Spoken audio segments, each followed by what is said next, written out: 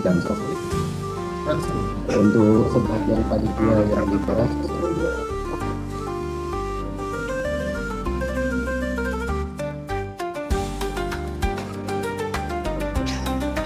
Assalamualaikum warahmatullahi.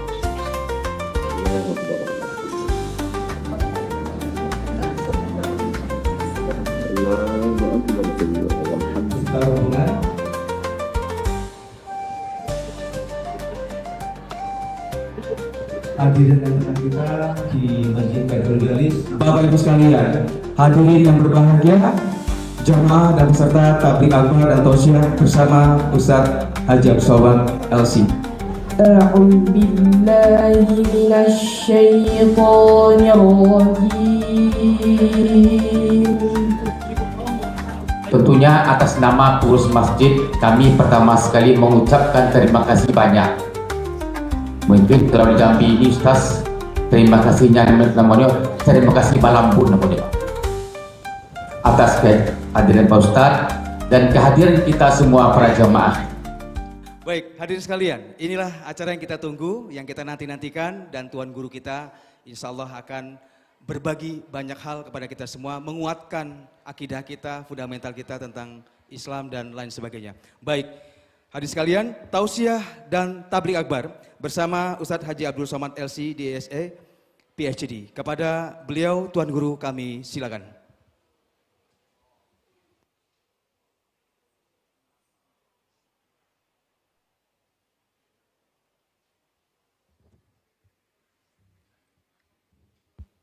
Bismillahirrahmanirrahim.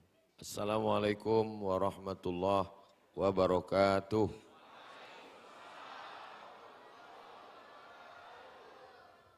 Alhamdulillah, Allahumma salli ala Sayyidina Muhammad wa ala ali Sayyidina Muhammad ibni Abdillah wa ala alihi wa sahbihi wa man tabi'ahu wa mawalah.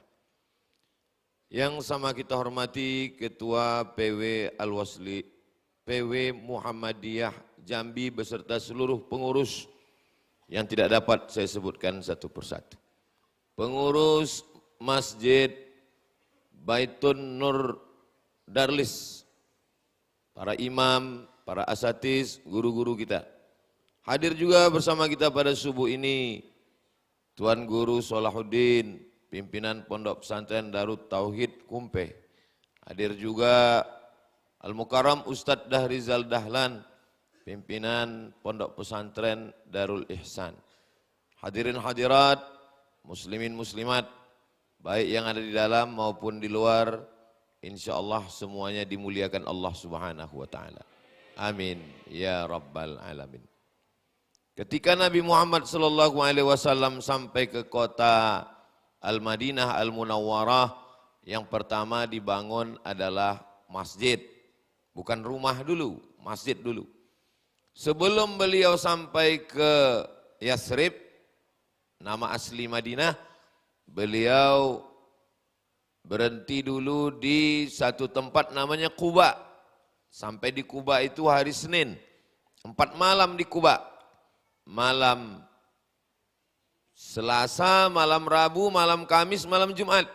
Selama 4 malam itu juga beliau berhasil mendirikan satu masjid. Itulah dia Masjid Quba. Mudah-mudahan nanti panjang umur, sehat badan, kita bisa sholat di Masjid Quba dalam program umroh bersama Ustadz Abdul Somad. Ongkos tanggung masing-masing.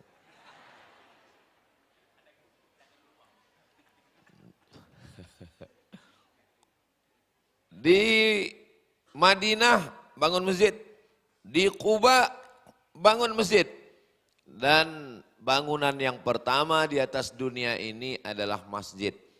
A'udzubillahi minasyaitonirrajim.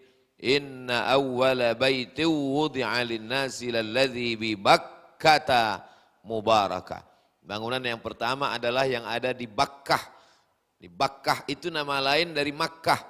Nama lain dari Makkah adalah Ummul Qura, nama lainnya Makkah, nama lainnya Bakkah, dan bangunan pertama di situ adalah masjid. Yang dimaksud masjid di situ adalah Baitullah Ka'bah, dikelilingi dengan Al-Masjidul Haram. Tanahnya adalah tanah haram. Tiga-tiga itu makna masjid. Karena kalau kita berada di dalam Masjidil Haram, kiblat kita adalah Ka'bah.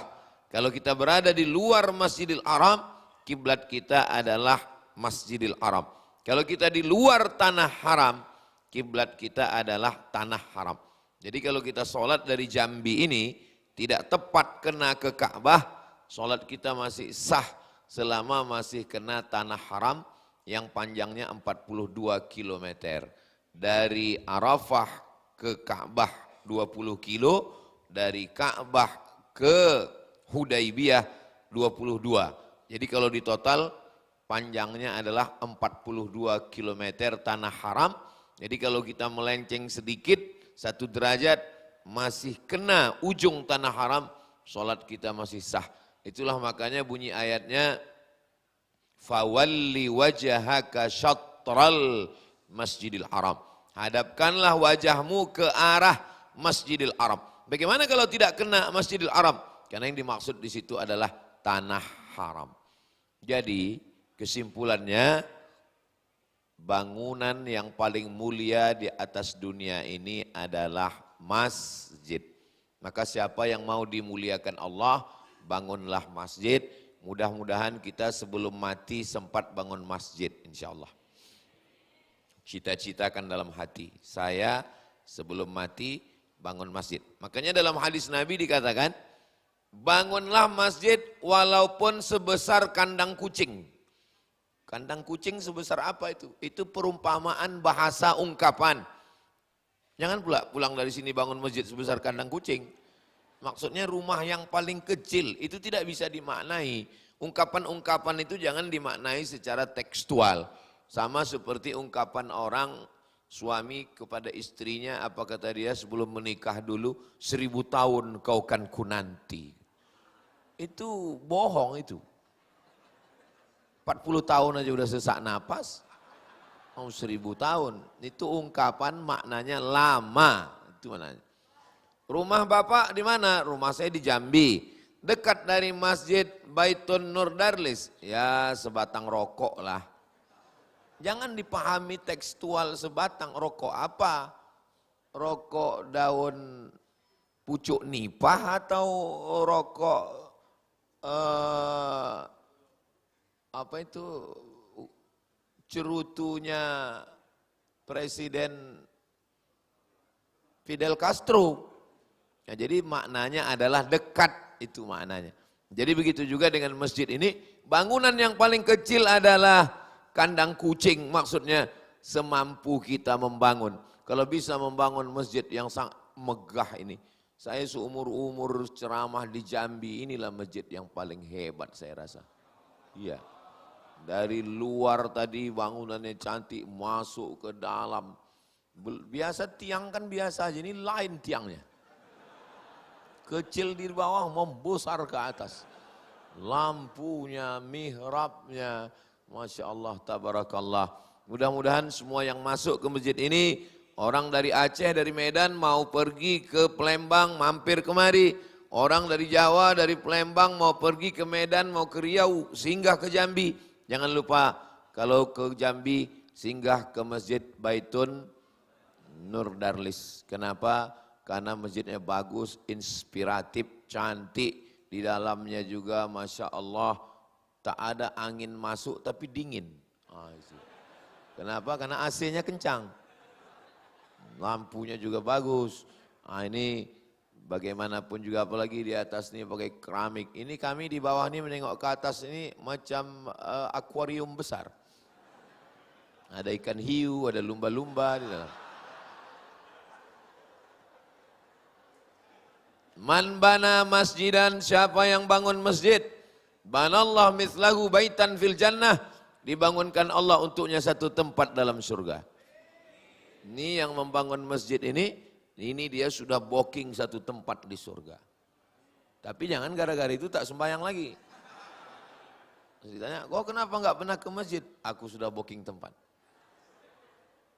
Maka bagi kita wajib umat Islam itu berniat, kalau dia tanam kelapa sawit, dia tanam kebun kelapa, dia tanam pinang, Saat dia menanam itu dia berniat, aku berniat kalau duitku cukup nanti aku bangun masjid. Karena itulah setiap raja-raja, sultan-sultan berkuasa di satu daerah, yang pertama dia bangun adalah masjid. Tengok sultan-sultan Melayu. Di mana? Dari mulai atas menanjung Terengganu, di atas perbatasan dengan Thailand, Fatani, sampai ke paling bawah Johor, sampai menyeberang ke Sumatera di Aceh atas, turun kita ke Medan, Kesultanan Delhi, turun lagi Kesultanan Riau, sampai Kesultanan Jambi, sampai Kesultanan Melayu Palembang. Semua sultan-sultan itu meninggalkan masjid. Harimau mati meninggalkan belang, gajah mati meninggalkan gading, manusia mati meninggalkan kredit. Jangan sampai kita mati tak ada meninggalkan apa-apa. Tinggalkanlah masjid. Kalau kita meninggalkan rumah mewah, habis menjadi rebutan anak cucu menantu. Anak tak terlalu ganas, menantu ini yang luar biasa. Ditinggalkan rumah yang mewah, ditinggalkan mobil yang mahal, habis. Mobil mewah harga 2 miliar, itu di rumah hanya bertahan setelah kita mati paling seminggu. Habis itu hilang. Kenapa? Ditarik leasing. Kredit, baru DP ansuran 3 bulan. Tapi kalau masjid kita tinggalkan. Masjid Baitun Nurdalis ini kekal sampai hari kiamat insya Allah. 3, tanah wakaf. La yuhabu, tak bisa dihibahkan. Wala yurasu, tak bisa diwariskan. Wala yuba'u, tak bisa diperjualbelikan. Ini tanah ini adalah milik Allah. Wa annal masajida lillah, masjid ini milik Allah. Lalu kalau dia milik Allah apa maksudnya? Bukan berarti tidak ada kuasa pengurus di situ. Ini memang milik Allah. Tapi ada yayasan, pembina, pengawas, ketua, sekretaris, bendahara. Jangan nanti datang orang kemari mentang-mentang tidur dia di sini. Pas dilarang sama pengurus, mohon maaf ya Pak, mau kami kunci. Ini masjid milik Allah. Memang betul milik Allah. Sama macam orang memahami ayat. Lillahi ma fis samawati wa ma fil ar. Semua yang ada di langit, semua yang ada di bumi milik Allah. Pulang sholat, diambilnya mangga orang. Ditanya, kenapa kau ambil? Lillahi ma fis samawati wa ma fil ar. Semua yang di langit di bumi milik Allah. Datang bapak yang punya mangga itu diambilnya batu. Lemparnya. Kenapa bapak lempar? Ini pun punya Allah juga ini katanya. Kau pikir kau aja yang hafal ayat kata dia.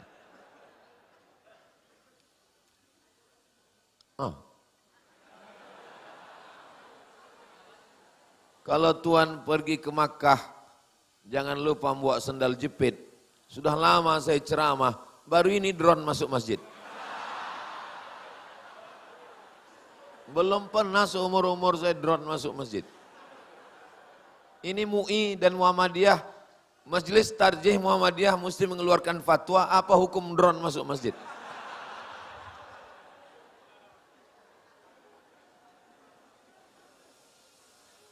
Allahumma salli ala sayyidina Muhammad wa ashghili zalimin bizalimin wa akhrijna min bainihim salimin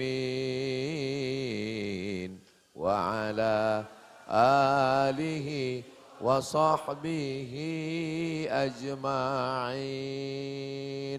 Begitu cara mengusir drone. Begitu ya kan? Soalnya kalau saya teruskan juga berceramah, suara saya belaga-laga sama drone itu. Dan jamaah pun tak fokus, dia sih menengok gitu. Bapak Ibu yang dimuliakan Allah Subhanahu wa taala. Bagus juga itu tadi. Jadi nanti kalau ditanya orang, pernah Ustaz ke masjid kami? Masjid yang mana itu ya? Kadang lupa. Itu Ustaz yang waktu Ustaz ceramah ada drone-nya. Oh iya.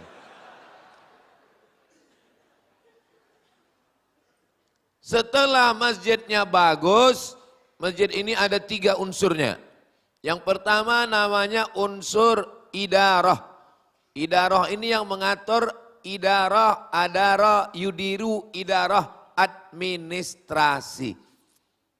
Tanahnya urus ke kantor KUA. Makanya nanti kalau suami ibu ke kantor KUA jangan curiga. Mereka mau ngurus surat tanah. Namanya akta ikrar wakaf. Saya wakafkan tanah ini. Supaya jangan sampai kejadian macam di internet. Dijual tanah masjid. Yang berwakaf atuknya. Yang menjual tanah cucunya. Karena di dalam surat tanah masih ada nama datuknya. Bagaimana cara merubah tanah itu? Dua prosesnya. Yang pertama, akta ikrar wakaf. Berapa lama ngurus akta ikrar wakaf itu? Jam 8 masuk, jam 11 keluar. Kalau macet, berarti tak ada duit pelicin.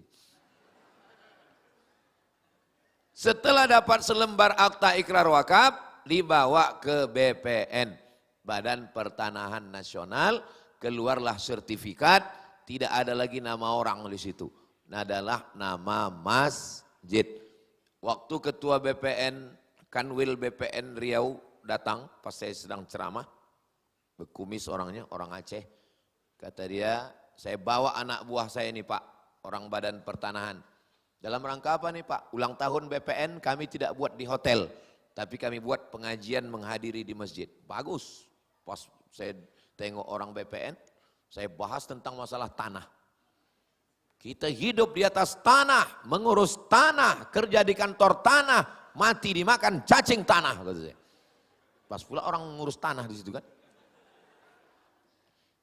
Lalu kata Pak Kanwil BPN, Ustadz Somad, ada aturan baru, masjid kalau ngurus tanah gratis. Maka jangan sampai masjid-masjid surau langgar musola. Walaupun masjid Baitul Nurdalis ini udah selesai. Ceramah saya ini bukan untuk masjid ini, untuk semua seluruh pengurus musola kita. Karena kejadian ini bisa terjadi. Mengurus tanah dasarnya mesti su'uzzon. Ngurus tanah nggak bisa husnuzon, mesti su'uzzon. Karena kenapa terjadi konflik antara pengurus dengan pemilik tanah? Kenapa terjadi masalah sampai ke pengadilan? Itu gara-gara husnuzon. Nggak boleh husnuzon. Makanya kalau ada orang mewakafkan tanah, saya wakafkan tanah ini, mohon maaf ya Pak, saya su'uzzon sama Bapak. Jadi gimana caranya? Mau nggak Bapak membuat akta ikrar wakaf ke kantor KUA? Mau? Setelah itu nanti kita bawa ke BPN. Iya, setelah itu selesai. Anaknya, cucunya, menantunya, siapapun ahli waris tidak bisa menuntut. Dan barulah negara bisa bertindak. Kalau ada bantuan dari dinas sosial. Kenapa bantuan dinas sosial tak bisa masuk ke masjid? Karena masjid tidak mengurus administrasi. Ini kerja siapa? Ini kerja idarah. Orang-orang yang mengurus segala macam tentang administrasi masalah kemasjidan ini. Lalu kemudian ada namanya riayah. Riayah ini adalah mengurus kemakmuran masjid. Mengurus kemakmuran masjid yang terkait dengan memakmurkan dari mulai imamnya. Dicarilah imam-imam yang hafalan Qur'annya banyak, suaranya merdu. Jangan sampai macam Ustadz Somad musafir mampir pinggir jalan, terdengarlah suara imam di situ. Lebih banyak batuknya daripada ayatnya. Assalamualaikum warahmatullahi wabarakatuh. Assalamualaikum warahmatullahi wabarakatuh. Pak. Kenapa itu yang maju? Enggak ada orang lain. Mohon maaf Pak Ustadz. Kalau dia enggak maju, enggak ada sholat di sini. Insya Allah, apalagi ini di bawah Muhammadiyah. Muhammadiyah punya majelis tarjih. Muhammadiyah punya majelis tabligh. Muhammadiyah punya SDM yang banyak, alumni-alumni dari Universitas Muhammadiyah. Saya menjadi ustadz pengisi pengajian hadis setiap Sabtu subuh selama 4 tahun di Masjid Muhammadiyah. Dari tahun 2009, 10, 11, 12, 13. Masjid Akramun Nas yang di situ didirikan dan pengurusnya orang Muhammadiyah. Kemudian Masjid Muhammadiyah belakang Ramayana, kajian zuhur 1 tahun. Satu lagi Masjid Muhammadiyah Jalan Paus, ketiga-tiganya di Pekanbaru. Jadi hubungan saya dengan Muhammadiyah dari dulu sampai hari ini, sampai hari kiamat insya Allah tetap baik-baik. Karena kita diikat dengan satu ikatan la ilaha illallah Muhammadur Rasulullah sallallahu alaihi wasallam. Kalimatu haqqin 'alaiha nahya, dengan itu kita hidup, wa 'alaiha namutu, dengan itu kita mati, wa biha nub'atsu, dengan itu kita dibangkitkan di padang mahsyar. Dari mulai imamnya, apa pesan Bapak Ketua DMI, Dewan Masjid Indonesia, Ustadz Abdul Somad, tolong kalau ceramah sampaikan sound system pengaruhnya di masjid 80%. Ini bagian dari masjid. Muazzin, sound system. Imam, sound system. Baca Quran, sound system. Khatib Jumat, sound system. Makanya kalau mau sound system, studi banding ke Masjid Baitun Nur Dalis nih, khusus tentang sound systemnya. Jelas suara saya kan? Ini ada model sound system ini mengaum-ngaum. Keluar dari situ jamaah ditanya, apa kata Ustaz Somad itu tadi? Awu. Tak jelas suara itu. Alhamdulillahi Rabbil Alamin, Ar-Rahmanir Rahim. Lebih kurang begitulah kalau saya jadi imam. Suara saya enggak bagus, sound systemnya bagus. Ada model sound system ini, siapapun yang jadi imam di sini tetap serak suaranya. Qori internasional, Kiai Haji Muammar ZA pun jadi imam sini tetap serak. Gitu. Ada model sound system begitu. Tolong bapak-bapak pengurus masjid perbaiki. Zolim kita, buat masjid banyak. Setiap hari Jumat sebelum khatib naik mimbar diumumkan, masjid kita ada tabungan 200 juta. Tapi sound system menjerit suaranya. Muazzinnya, cari muazzin yang terbaik. Kalau memang ada mahasiswa-mahasiswa, buat 3 orang mahasiswa supaya dia bisa berganti-gantian. Mahasiswa Universitas Muhammadiyah, kalian muazzin, buatkan musabaqah suara yang terbagus. Allahu Akbar, Allahu Akbar. Begitu. Ini sekarang muazzin sholat seperti muazzin untuk bayi. Azan sholat sama azan bayi bunyinya tak sama, lafaznya sama. Hadisnya riwayatkan Nabi ketika lahir cucunya Sayyidina Al-Hasan dan Sayyidina Al-Husain, Sayyidatuna Fatimah. Hadisnya ada dalam Sunan Tirmidzi, status hadisnya hadis Hasan. Adzanas shalah, bunyi azannya azan sholat, tapi suaranya tak sama. Kalau azan sholat, Allah. Kalau azan untuk bayi, Allahu Akbar, Allahu Akbar. Itu untuk bayi. Ya sekarang yang terjadi, azan untuk bayi dipakai di masjid. Allahu, anak siapa lahir? Azan masjid itu carilah yang suaranya menggelegar. Kenapa Bilal bin Rabah yang diangkat Nabi? Karena dia orang Afrika. Orang Afrika itu sampai sekarang tetap dipakai karena suaranya bagus. Michael Jackson itu orang mana? Afrika. Yang dilihat bukan kulit. Karena orang Afrika itu kulitnya warnanya cuma 2, hitam dan hitam sekali. Tapi ini sekarang yang dipakai adalah suara. Orang Afrika itu sekarang internasional mengakui suaranya hebat-hebat. Nah, maka carilah suara yang mantap, muazzin, imam. Anak muda kita tadi Masya Allah, masih muda, ganteng, suaranya bagus. Kita sudah tua, tak pernah ganteng, suara macam kambing ditarik. Tolong Bapak Ibu jangan tersinggung, ini bukan maksud saya ini maksud. Kadang jamaah ini kalau Ustadz ngomong perasaannya nyindir dia aja. Kunci mendengar ceramah ini satu, jangan tersinggung. Ada beberapa jamaah tersinggung, pulang, meninggal. Bapak Ibu yang dimuliakan Allah Subhanahu wa taala. Maka ini ada yang mengurus administrasi, ada yang mengurus kemakmuran. jadwal khotib Jumat.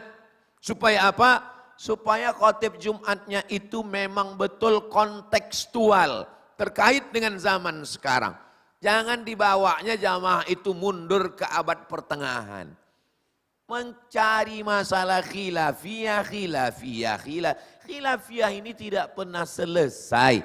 Bagaimana umat ini bisa keluar dari buta huruf Al-Quran? Bagaimana cara memakmurkan masjid? Bagaimana cara mendirikan rumah tahfiz Quran? Itu yang mesti kita. Sehingga ketika orang datang kemari, selesai sholat Jumat, dia studi banding. Studi banding bagaimana sound system, studi banding bagaimana arsitek, studi banding bagaimana ngatur AC. Ada yang paling penting mau kami tanyakan nih Pak, iya duitnya dari mana katanya. Jadi jamaah itu berpikir dia untuk kemaslahatan yang lebih baik. Orang kalau masjidnya nyaman, dia akan datang sendiri tanpa kita panggil. Sekali dia datang, besok dia datang lagi. Aku kalau sholat Jumat lebih nyaman aku di masjid Baitun Nur Darlis itu. Kenapa? Lebih sedap kita tidur siang kata dia. Saudaraku yang dimuliakan Allah Subhanahu wa taala, kenapa orang tertidur sholat Jumat? Itu karena khotibnya macam menceritakan anak mau tidur. Maka datanglah kelinci, lalu kelinci itu maka digigitnya timut. Itulah maka tertidur. Makanya saya kalau saya khutbah Jumat, ada anak muda yang memperhatikan itu. Kebetulan dia orang sound system. Saya tengok tadi Ustadz waktu khotib tadi Jumat. Dari mulai salam sampai penutup itu lampunya merah terus. Memang begitu saya kalau khutbah. Itu saya ambil dari hadis Nabi. Nabi itu kalau khutbah matanya seperti keluar, wajahnya memerah seperti panglima pasukan perang menghadapi musuh. Begitu. Makanya kalau saya khutbah, saya tengok mana yang jamaah paling agak mengantuk, di situ saya gas. Saudara kita di Palestina, kata saya. Makanya khotib-khotib itu diadakan bengkel khotib. Kami dulu bersama Ketua Majelis Ulama Indonesia mengadakan bengkel khotib. Kenapa? Banyak khotib-khotib yang biasalah motor kan kalau olinya sudah beku apa agak macet-macet sedikit. Dia kan bengkel khotib. Direkam dia selama 15 menit itu. Tulis di situ. Khutbah Jumat tak lebih 20 menit. Ini kota, orang mau masuk kantor, orang mau kerja. Jangan sampai dicerita, udahlah sampai 1 jam, demikianlah khutbah yang singkat ini.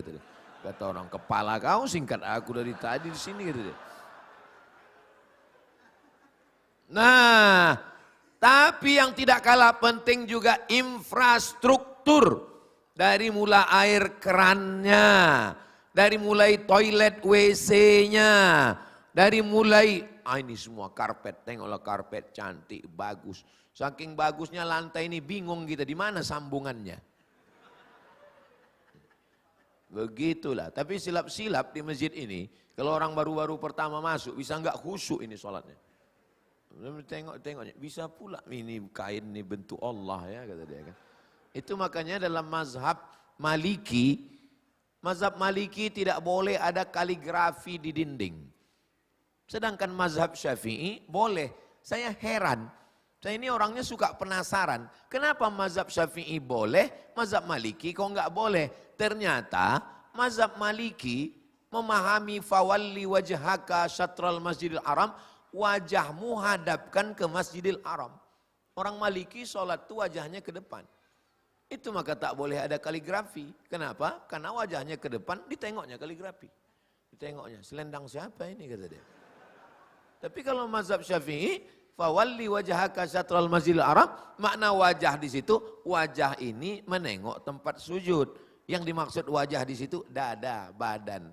Kenapa disebut wajah? Karena wajah mewakili badan. Kalau disebut wajah belum tentu wajah, yang dimaksud adalah badan. Jadi badan yang menghadap ke Ka'bah, sedangkan wajah menengok tempat sujud. Mana tahu nanti ada orang yang komplain. Ini kenapa masjid ini banyak sekali relip-relipnya, ini mengganggu kehusuan. Kau aja yang enggak khusyuk bilang. Masjid relip macam-macam itu tidak mengganggu kehusuan.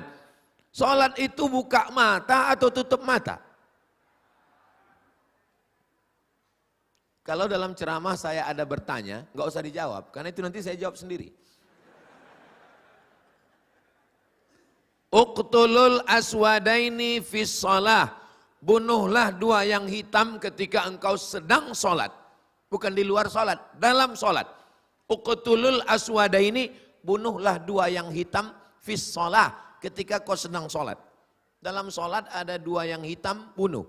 Hitam yang pertama adalah ular.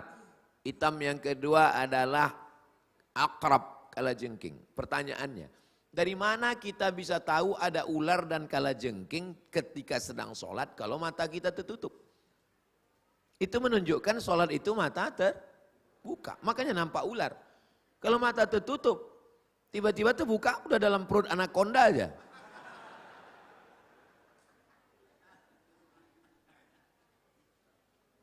Kalau ada orang lewat di depanmu, engkau sedang sholat, di antara engkau dengan sutroh.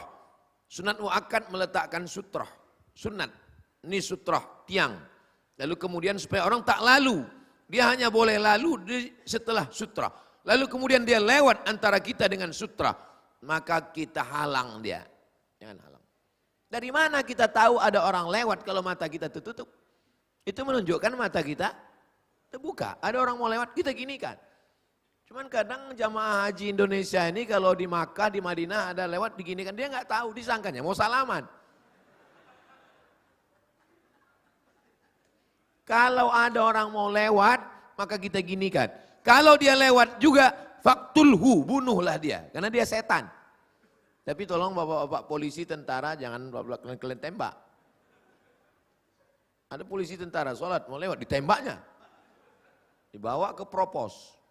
Kenapa kau tembak? Ustaz Somad nyuruh bunuh katanya. Itu hadis itu namanya hadis tarhib. Hadis tarhib bukan untuk diamalkan, tapi sebagai ancaman. Imam Al-Hafiz Al-Munziri menulis kitab itu. Namanya At-Targhib wa Tarhib. Hadis ancaman dan hadis motivasi. Nah, setelah masjid dibangun cukup 3 unsurnya. Di situ ada unsur idarah, di situ ada unsur riayah, dan ada unsur yang memperhatikan aspek segala macamnya. Mau baca Quran, Qurannya ada. Coba tengok, Qurannya rapi. Kok disengok dari susunannya sepertinya nggak pernah dibaca ini. Bukan begitu Ustaz Somad. Ini kan mau acara besar. Jadi Qurannya dirapikan. Tolong ada siapkan mukenanya. Nah, itu mukena ada di belakang. Termasuk dari infrastruktur. Kenapa? Karena mungkin musafir datang dia lupa bawa mukena ada. Mukenanya kalau bisa dibawakan ke laundry bersih. Jangan sampai orang pakai mukena dari mulai takbiratul ihram ke salam nggak bernapas dia. Saking baunya mukena itu. Toiletnya bersih cantik. Kita kalau mau studi banding ke lembaga tetangga sebelah itu, mesti bertanya kita ke security. Mohon maaf Pak security, toiletnya di mana ya? Tapi kalau ke lembaga punya orang Islam, gak usah tanya security. Tarik aja napas, tahu di mana toiletnya. Padahal yang mengajarkan at-tahuru syatrul iman. Bukan an-nazafatu minal iman. An-nazafatu minal iman bukan hadis. Itu kata-kata hikmah. Yang ada dalam hadis adalah at-tahuru syatrul iman. Suci itu adalah setengah iman. Itu adalah ajaran Islam. Nah, setelah lengkap ini semua bagus, masjid bukan tempat mengkerangkeng Tuhan. Tuhan dimasukkan ke masjid, dikunci dia dalam masjid, dikunjungi 5 kali sehari. Subuh, apa kabar kau Tuhan? Zuhur, asar, maghrib. Wa huwa ma'akum ainama kuntum. Kamu tetap merasa bersama dengan Allah dimanapun kamu berada. Kalau kamu berdua, ada Allah di sana yang ketiga. Kalau kamu berlima, ada 6. Kenapa? Kebersamaan ma'iyatullah, muraqabatullah. Maka masjid jangan sampai hanya untuk tempat ritual sholat saja. Kultumnya ada. Kultum zuhur, kultum asar, kultum maghrib. Anak-anak dari maghrib ke isya. Matikan TV, matikan laptop, matikan handphone, matikan komputer. Alhamdulillah Ustaz Somad, di tempat kami dari maghrib ke isya semua mati. Anak-anak ngaji? Enggak, pemadaman bergilir. Mati TV, mati handphone, mati laptop, mati. Anak-anak tak bisa main suruh. Ke masjid, ke masjid, ke masjid, ke masjid, ke masjid. Ayah enggak ke masjid, ayah udah dewasa. Dibawa anak itu datang ke masjid Baitun Nur Darlis. Ibu bapak enggak ada halangan. Penuh di bawah, naik ke atas. Kalau ada orang mengatakan perempuan itu diskriminatif dalam Islam, perempuan dilemahkan, perempuan direndahkan, perempuan dijatuhkan, datang kalian ke Jambi, mampir ke Masjid Baitun Nur Darlis, baru kalian tahu, di sini perempuan lebih tinggi daripada ustadz.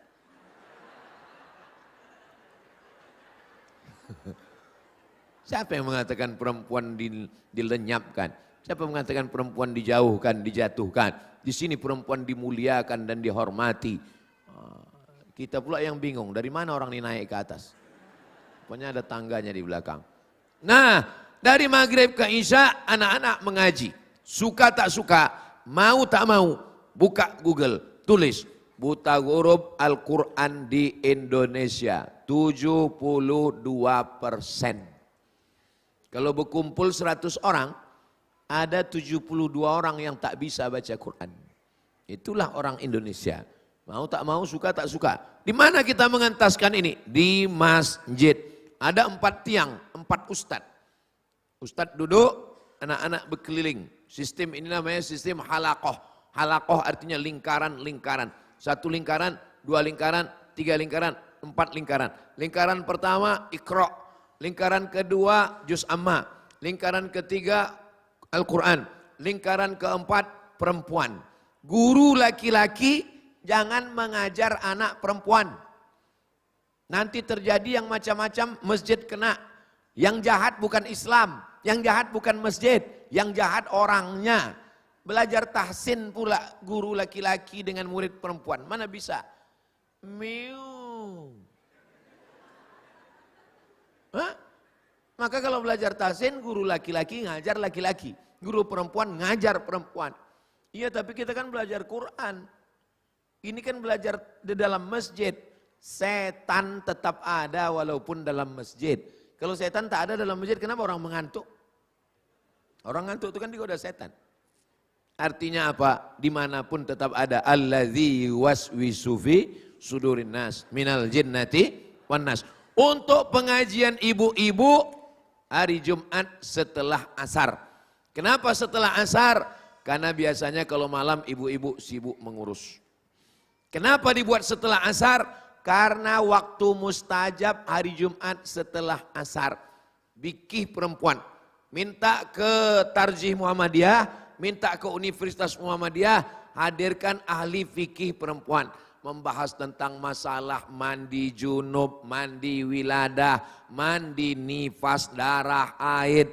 Macam mana tentang terkait dengan fikih perempuan, batasan aurat, kewajiban seorang istri, tanggung jawab seorang istri, khusus fikih perempuan saja. Paling tidak 4 kali sebulan. Jumat 1 akidah, Jumat kedua fikih, Jumat ketiga akhlak, Jumat keempat tahsin. Jangan mengaji melambung-lambung, tapi baca Qur'annya tak betul. Kalau bicara fikih, hebat. Mazhab Hanafi, mazhab Maliki, mazhab Syafi'i, mazhab Hambali. Mantap semua mazhab. Tapi pas disuruh mengaji, Bismillahirrahmanirrahim, ijazah. Tak bisa dia membedakan mana za, mana Allah, mana ja. Tapi jangan pula terlalu waktu habis dengan tahsin sampai tak belajar akidah, tak belajar akhlak. Ini tak betul juga. Ada orang yang hulu, melampau dalam masalah tahsin ini. Menyebutkan huruf-huruf itu melampau. Salah. Kita bukan orang Arab. Katanya Ustadz agak-agak Arab. Iya, Arab maklum. Bapak Ibu yang dimuliakan Allah Subhanahu wa taala, asal sudah betul menurut standar umum, cukuplah itu sudah. Ini tentang ibu-ibunya, anak-anaknya tiap malam. Oke lah, ada libur mungkin malam Ahad. Tapi anak-anak paling tidak Selasa, Rabu, Kamis, Jumat, Sabtu ngaji dari maghrib ke Isya. Lalu kemudian ibu-ibunya ba'da asar. Bapak-bapaknya minimal seminim-minimnya 3 kali dalam sepekan. Buat ba'da isya supaya anak maghrib tak terganggu. Habis isya otomatis bapak sholat maghrib dengan ibu sholat isya 2 kali. Maghrib isya. Kenapa maghrib sholat? Bawa anak. Isya pengajian. Paling tidak sepekan 3 kali. Iman, Islam, ihsan. Iman, Islam, ihsan ini kajian wajib. Iman, akidah. Islam, fikih. Ihsan, akhlak. Tak ada gunanya hebat, rukun, syarat, wajib, sunat. Kalau hati bersarang, hasad, dengki, busuk hati. Tapi kita tidak juga bisa balik. Untuk apa kita sholat kalau hati kita kotor? Terus, itu maka saya tak sholat karena hati saya masih kotor. Berusaha membersihkan wajah. Idza qumtum ila sholati faghsilu wujuhakum wa aydiyakum ilal marafiq wamsahu bi ru'usikum wa aydiyakum ilal marafiq wamsahu bi ru'usikum wa arjulakum ilal ka'bain. Tapi setelah itu membersihkan hati. Allahumma ja'alni minat tawwabin wa ja'alni minal mutatahhirin wa ja'alni min ibadikas. Ibarat merawat pokok kayu. Dari mulai akarnya, batangnya, cabangnya, rantingnya, pucuknya, putiknya, buahnya. Itu dijaga oleh masjid. Bapaknya 3 kali sepekan. Anaknya tiap malam ba'da maghrib. Istrinya habis asar. Anak muda tolong khusus buatkan pengajian anak muda. Kenapa anak muda nggak mau ke masjid? Saya ini orangnya suka penasaran. Saya tanya anak-anak muda, kenapa kalian nggak mau ke masjid? Kami nggak mau ngaji sama orang tua Pak Ustadz. Kajiannya mati aja. Buatkan pengajian khusus remaja masjid. Jangan campur sama orang tua. Kapan dibuat? Buat malam Ahad. Kenapa malam Ahad? Supaya dia tidak keluyuran malam Ahad ke sana kemari. Panggil ustadz yang anak-anak muda untuk show force yang pertama. Ustadz Salim Afillah dari Yogyakarta, mantap. Ustadz Hanan At-Taki dari Bandung, mantap. Ustadz Taki Malik dari Jakarta, yang khusus ustadz anak muda. Kalau Ustadz Somad, saya ini ustadz unlimited. Dari bayi sampai atu-atu. Nah, itu. Ada ustadz itu khusus anak muda saja jamaahnya. Maka undang mereka anak muda. Anak muda nggak mau lama-lama diceramahi. Itu untuk show yang pertama. Untuk bulan-bulan berikutnya tetap tampilkan anak-anak muda. Jangan terlalu banyak ceramah untuk anak muda. Anak muda itu dia lebih mau dialog interaktif. Misalnya bahaya narkoba. Kajian Masjid Baitun Nur Dalis. Bahaya narkoba. Narasumbernya 5. 1. Anak muda. 2. Polisi, 3 dokter, 4 praktisi hukum pengacara, yang kelima korban yang pernah dan sudah bertaubat baru keluar dari penjara. Lalu anak muda pembawa acaranya nanya, gimana bang perasaannya setelah keluar dari penjara ini? Ada satu ungkapan, gimana? Aku masih seperti yang dulu. Kata Pak Polisi, tangkap, berarti masih makai. Bagaimana menurut Pak Polisi tentang penanganan narkoba ini? Kita dari kepolisian tidak ada tawar-menawar, narkoba ini langsung kita tangkap. Bagaimana Bapak praktisi hukum? Kami sudah perjuangkan di undang-undang DPR RI, bagi pengedar tidak ada hukuman lain. Ya apa hukumannya Pak? Tembak mati langsung. Bagaimana menurut praktisi kesehatan? Menurut medis, orang yang pakai narkoba itu kemungkinannya hanya 3. Yang pertama gila, yang kedua sakit jiwa, yang keempat mati. Nah, mungkin Ustadz agak menyejukkan sedikit. Ustadz, pengedar narkoba ini memang cocoknya dipancung kepalanya. Jadi mereka sudah tahu jawaban dari berbagai aspek dan sisi medis, hukum, perangkat hukum. Semuanya mengatakan narkoba tidak baik. Dan anak muda dilibatkan dalam multimedia. Jadi buatkan satu di masjid, multimedia yang khusus mengurus syuting, editing, uploading. Kerjanya 3. Yang pertama syuting, merekam, shoot. Yang kedua editing, diedit. Yang ketiga uploading, di-upload. Masjid punya 5 sosial media. Yang pertama YouTube, yang kedua TikTok, supaya TikTok itu jangan lagi isinya ulat pinang sama ulat sagu. Yang ketiga Facebook, yang keempat Twitter, yang kelima grup WhatsApp. Jamaah kita ini tolong dimanjakan dalam grup. Kita lewat di jalan protokol. Tiba-tiba masuk SMS WhatsApp ke nomor handphone kita. Pas kita buka, apa bacaannya? Hai bro, lagi promo roti lo. Masuknya ke saya ini kan ustadz. Hai bro, kata dia. Saya lewat jalan Sudirman Riau, masuk. Hai bro, lagi promo roti, mampir ya. Kata. Dari mana dia dapat nomor saya? Ternyata ada alatnya dipasang, siapapun yang lalu lalang nomornya masuk. Dan dia kirim. Begitulah seriusnya tukang roti memanjakan customer. Pernahkah kita pengurus masjid berpikir untuk meng-WA semua yang lalu lalang di depan itu? Hai bro, malaikat maut udah dekat loh. Tolong jamaah tetap ini kita manjakan. Kita sudah tua, saya tak sempat lagi berpikir. Itulah gunanya kita berdayakan anak muda tadi. Anak muda tugas kalian menginventarisir seluruh nomor-nomor. Nanti kalian yang mau WA setiap hari, pagi disapa dia. Hai jamaah yang mau berangkat kerja, tolong baca doa ya, supaya dijaga Allah Ta'ala. Siang nanti kirim lagi WA, jangan selingkuh ya. Berawal dari makan siang bersama, no free lunch. Tidak ada makan siang yang gratis. Mengingatkan dia. Sehingga orang-orang yang pikirannya mau jahat, loh pengurus ini kayaknya udah tahu ini. Gitu. Berarti istriku udah cerita ke orang ini katanya. Itu. Barulah minta ke Ustadz Dahrizal Dahlan, Ustadz bisa nggak mintakan ucapan selamat dari Ustadz Somad. Kami tinggal kirimkan ucapannya. Hai jamaah Masjid Baitun Nurdalis, masjid yang sangat berkesan bagi saya. Bangunannya bagus, ada drone masuk ke dalam, karpetnya cantik, ada akuarium besar di atas. Maka tetap semangat, semangat, semangat. Artinya apa? Supaya orang disapa. Orang dirasakan bahwa dia ada, bahwa dia bagian dari pengurus masjid. Ketika itu juga untuk iklan kita. Kami dari Masjid Baitun Nurdalis ada program tahfiz Quran. Di sana ada anak yatim, fakir miskin dan duafa. Bagi Anda yang ingin mendapatkan amal jariah, jangan lupa transfer ke nomor berikut ini. Ingat, kematian segera tiba. Kalau sudah kita urus jamaah ini dari ilir ke ulu, lama mengkebumikan jenazah, saya sudah siap mau sholat jenazah. Berbisik-bisik jamaah. Kenapa?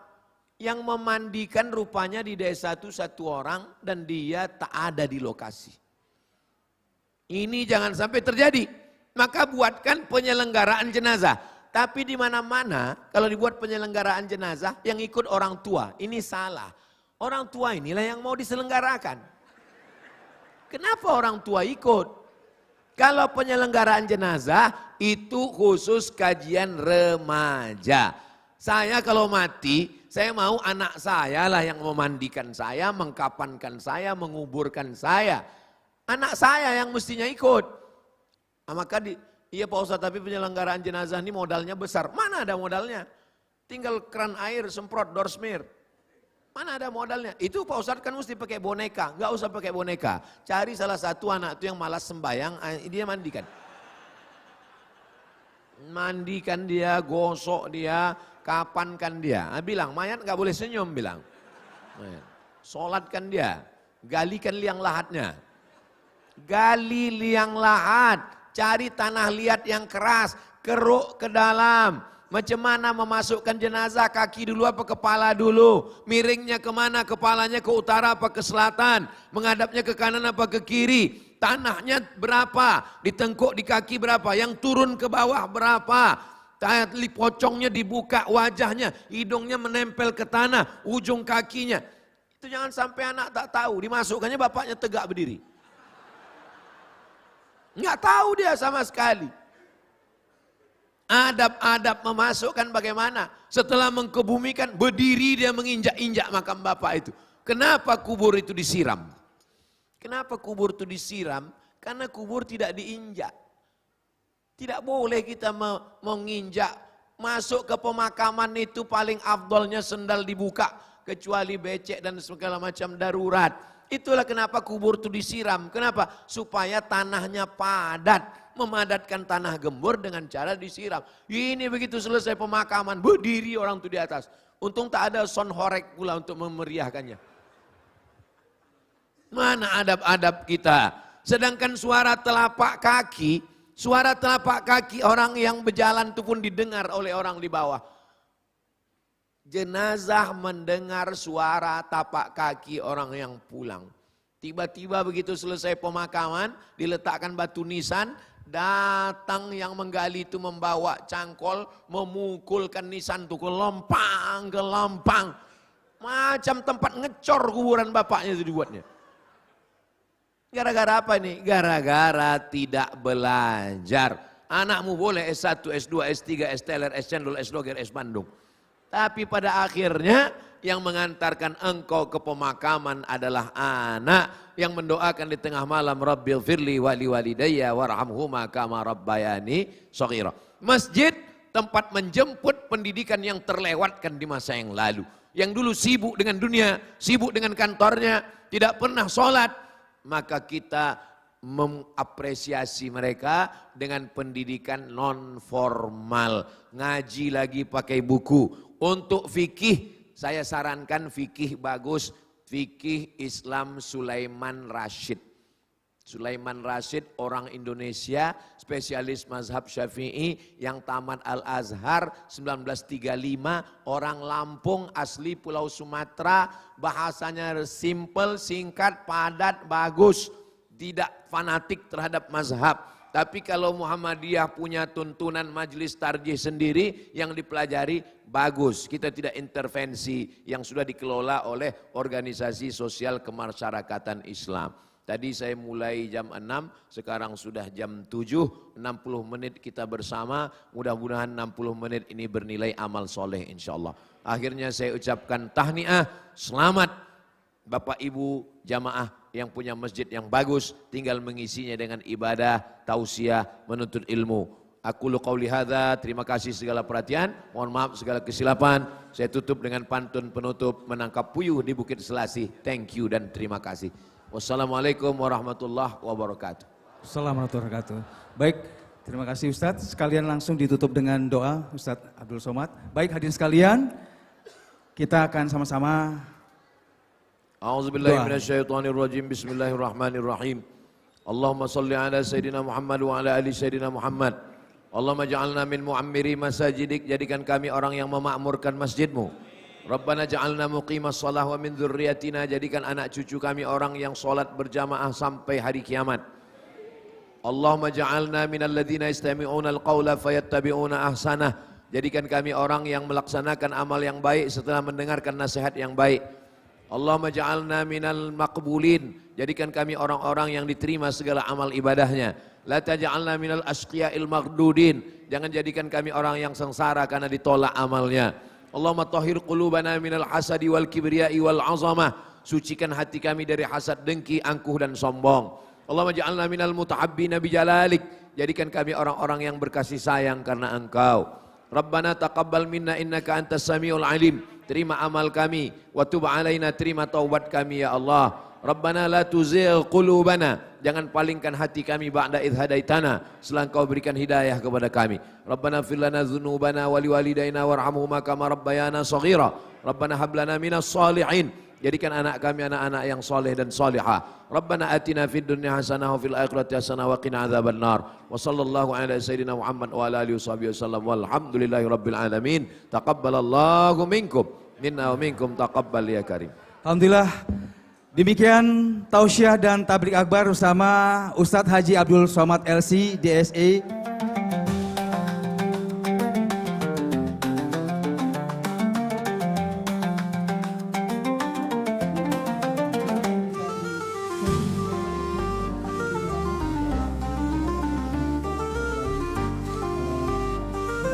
Kami terima kasih banyak juga kepada para panitia dan juga para jemaah yang hadir di sini. Lihat dan